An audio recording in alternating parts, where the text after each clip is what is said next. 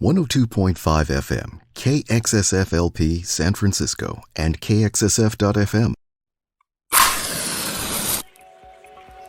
You're tuned into Spark, informing minds, inspiring ideas, igniting innovation.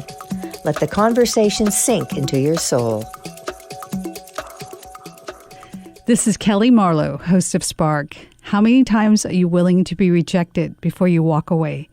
3, 5, or 10? Astronaut Clayton Anderson was rejected 14 times by NASA before he became an astronaut. Since he could only apply once a year, it took 15 years. Today he will share his story and never give up mantra in his quest to become an astronaut. Thank you for joining me on Spark today, Astronaut Anderson. Roger, Houston. Glad to be here. Over. When did you know that you wanted to become an astronaut? There's two answers to this question. My mother told me that I was a 6-year-old kid and that we discussed that I would one day become an astronaut. Now, I don't remember that piece, but I remember when I was 9 years old and my mother and father awakened my brother and sister and I on Christmas Eve in 1968 and put us on the floor in front of a black and white television in Ashland, Nebraska, and we watched the Apollo 8 astronauts go behind the moon for the first time in human history. And that is the memory that I hold of when I first thought I would want to become an astronaut. Has it turned out to be everything you expected to be?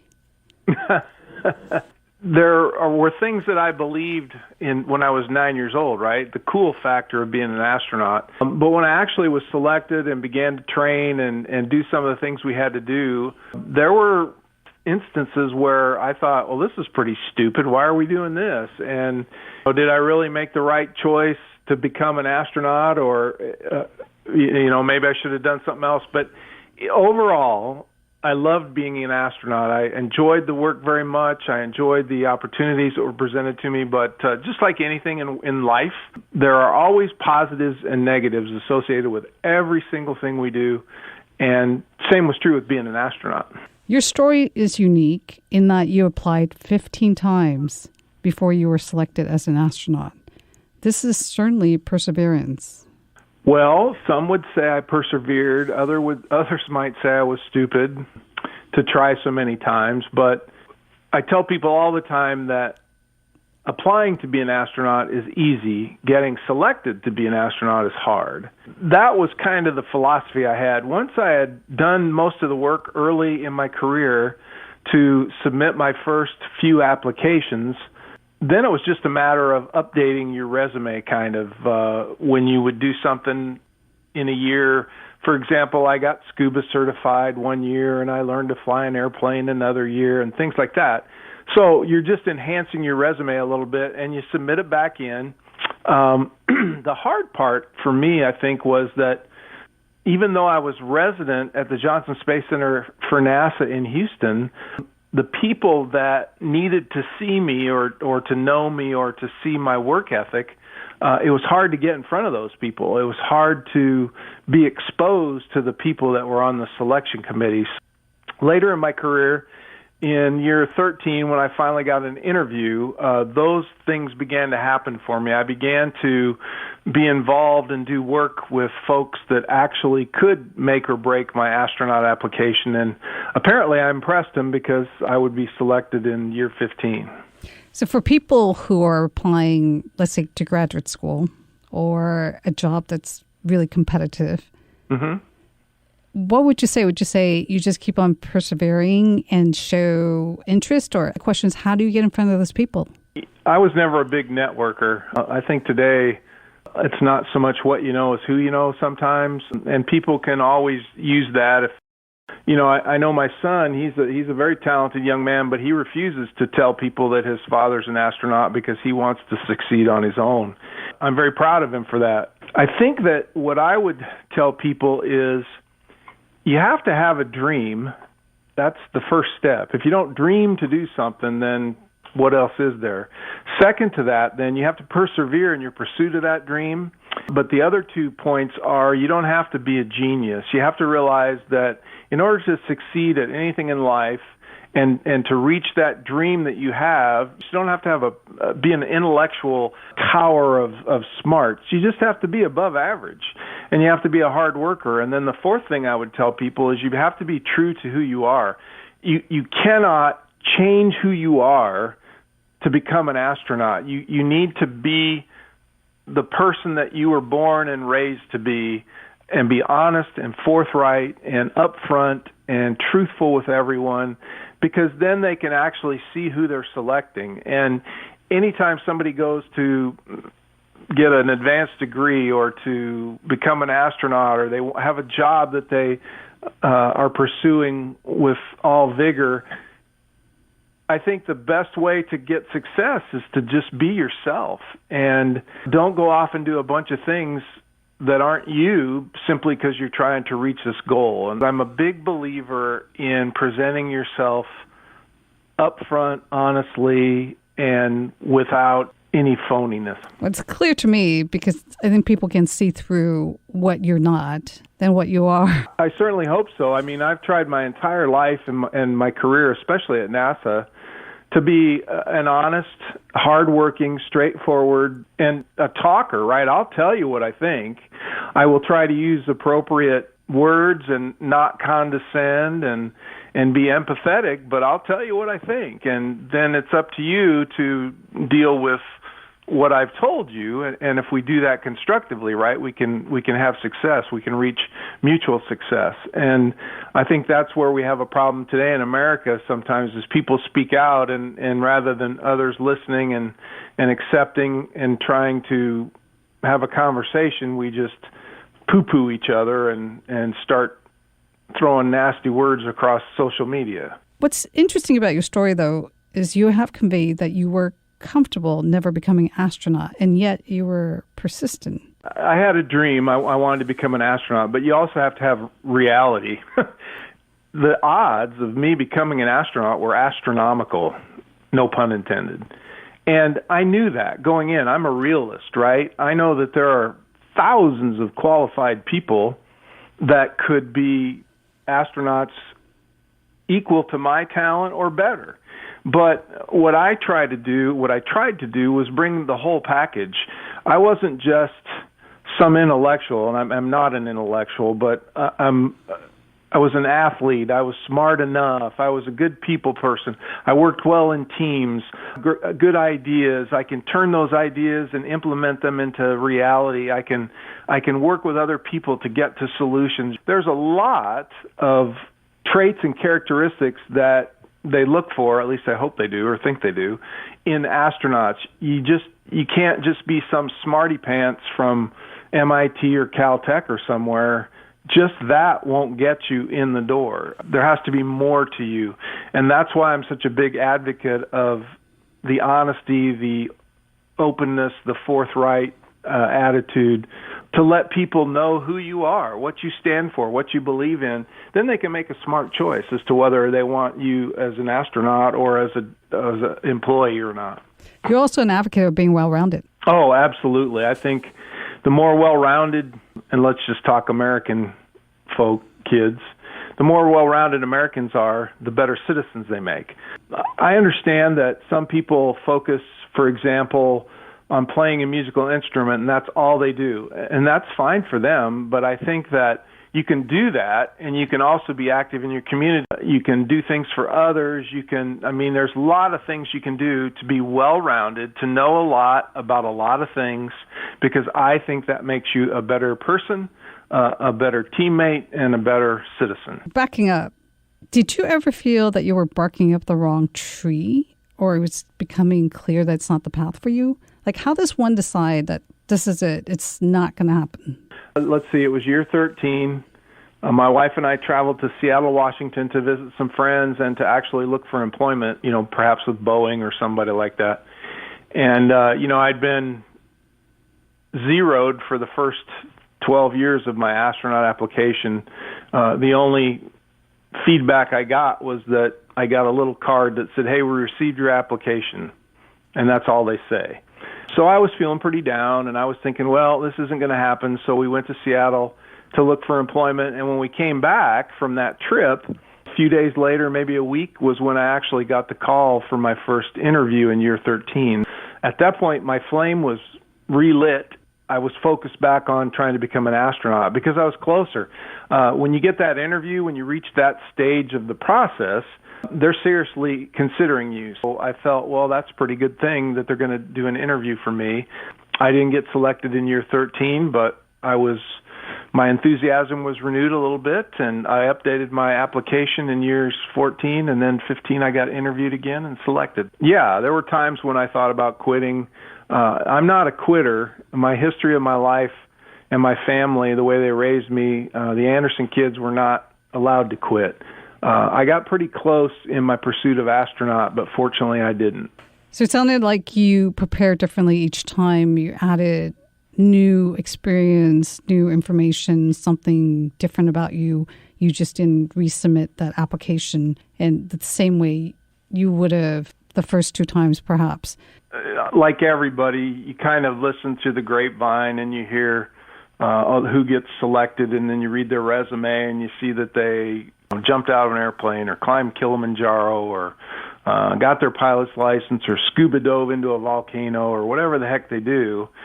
You want to enhance your resume as best you can, but some of that is beyond people, right? Some people can't afford to go get scuba certified or learn to fly an airplane or jump into a volcano, right? Those certain opportunities are presented to certain people.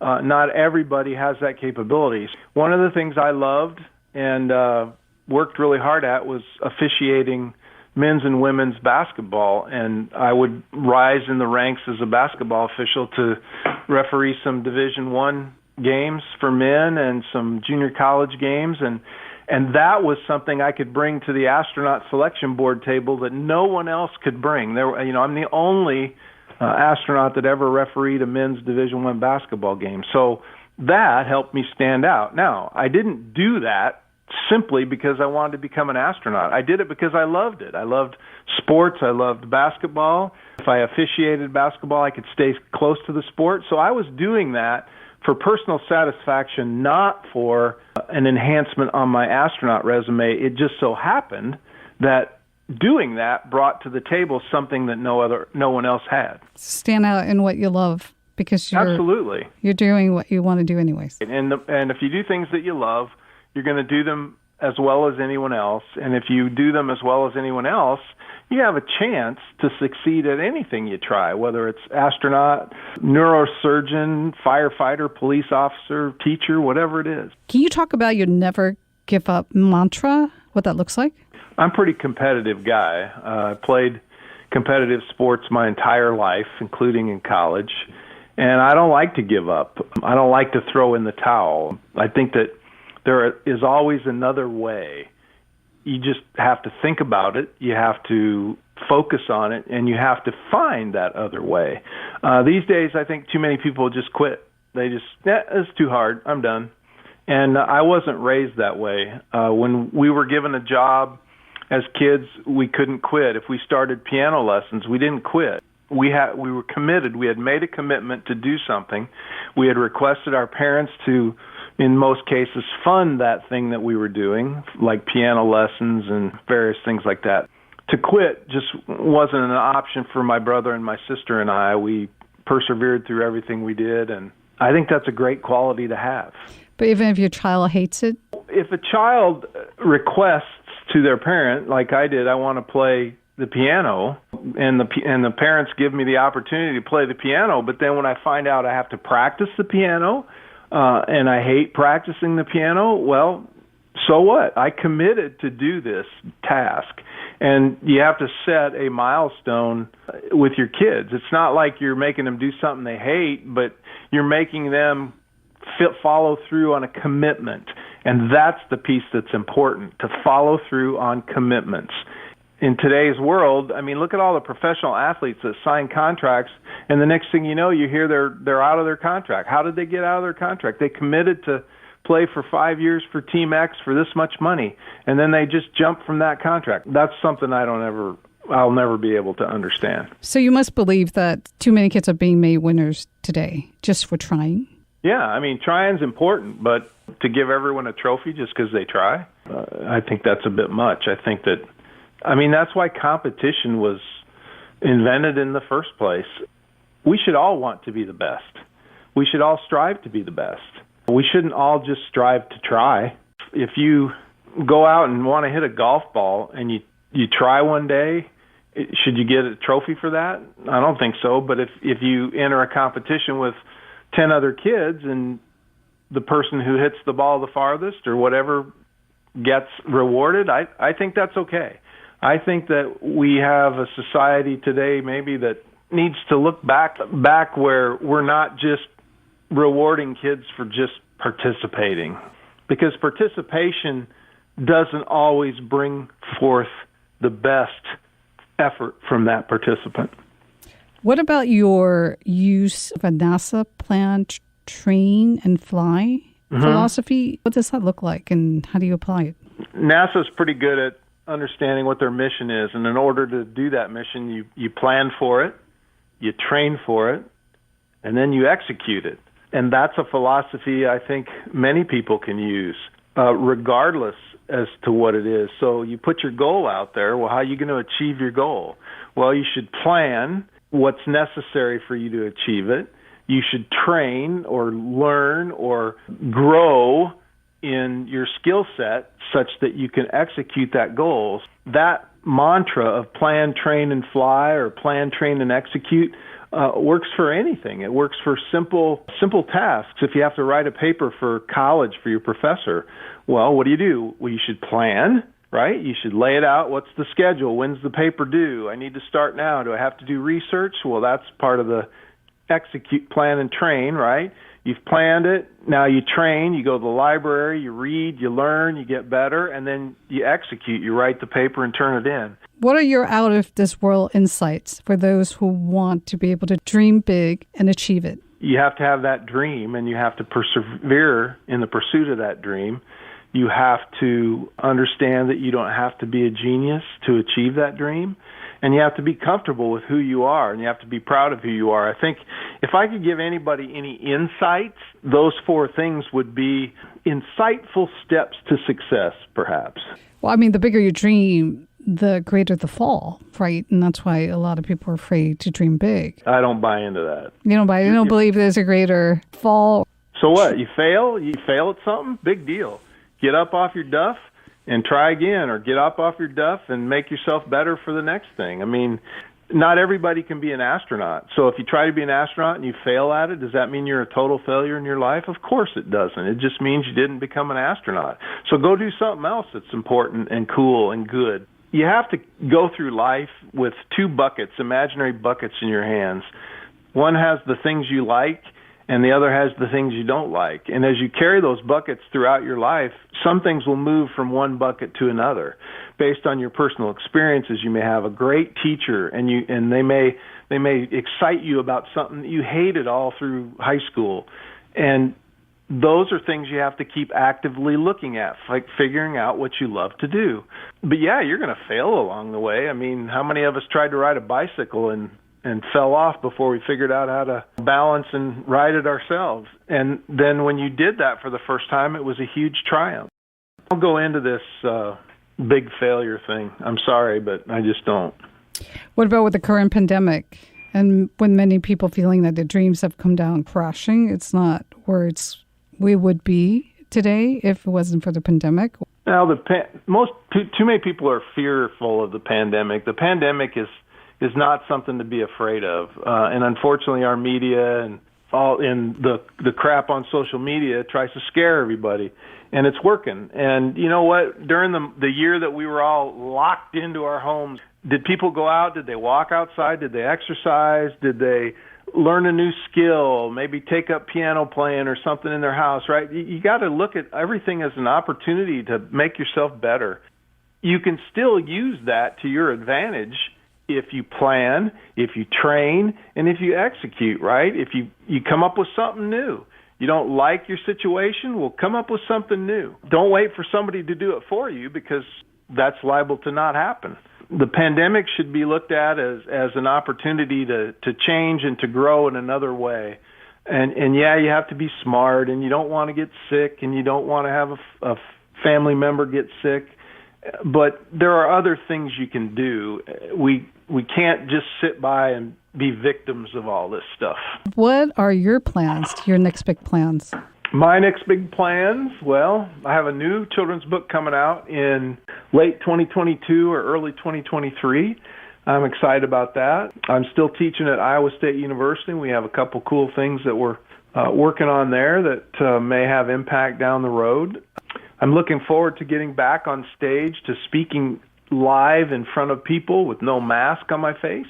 And who knows what will happen next. My wife and I, we're empty nesters now, and we're looking to travel.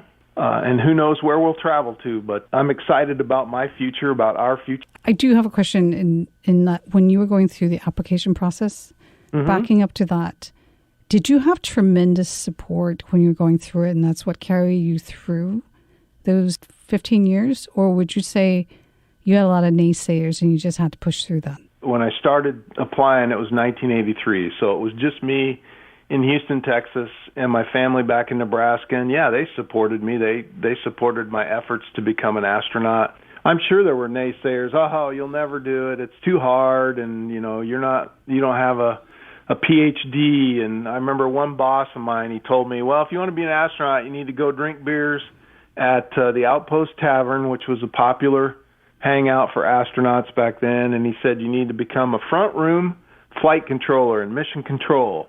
And I looked at him and I said, well, I don't hang out in bars and drink with anybody, so I don't think I'll be going to the Outpost Tavern just to drink beers with astronauts. And I never became a front room flight controller, but I did become an astronaut. There are naysayers out there for everyone, but if you have the support of your family and you have the personal confidence to move forward, I think that's what's most important, is that no one can have confidence in you until you have confidence in yourself. Okay, wrapping up, can you share your books and where we can purchase them?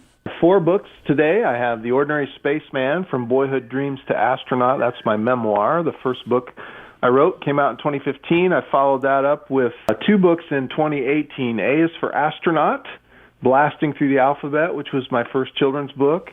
And then we came out with It's a Question of Space. An Ordinary Astronaut Answers Sometimes Extraordinary Questions. That's kind of a young adult and teenage book. And then my second children's book came out in 2020 entitled Letters from Space. So all of those books are available on Amazon, on Barnes & Noble. But if you want them autographed, you can go to www.astroclay.com, and you can get them there as well. Sleeping Bear Press published the 2 children's books, and the University of Nebraska Press published The Ordinary Spaceman and It's a Question of Space. If you go to my personal website, astroclay.com, there's other things you can buy, photographs, patches, apparel. There's lots of cool stuff, especially for kids. Awesome. Thank you for sharing your story and being on Spark today. Thanks for having me. I appreciate it very much.